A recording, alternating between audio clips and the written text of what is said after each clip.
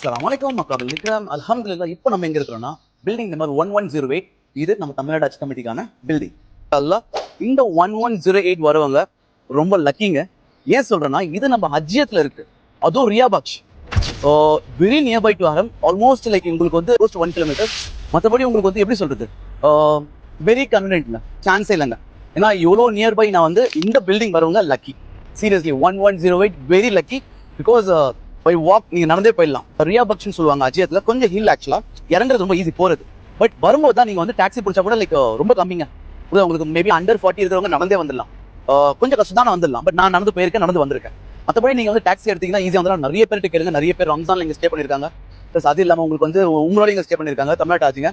நான் இங்க food provide பண்ணிருக்கேன். I'm so happy. லைக் 1108 யார் வரீங்களோ உங்களுக்கு செம்ம கம்ஃபர்டபுளா இருக்கும். சீரியஸ்லி மற்ற அசிசியால ஒரு 3 பில்டிங் அங்க இந்த இடத்துல கொடுத்தது கிரேட்.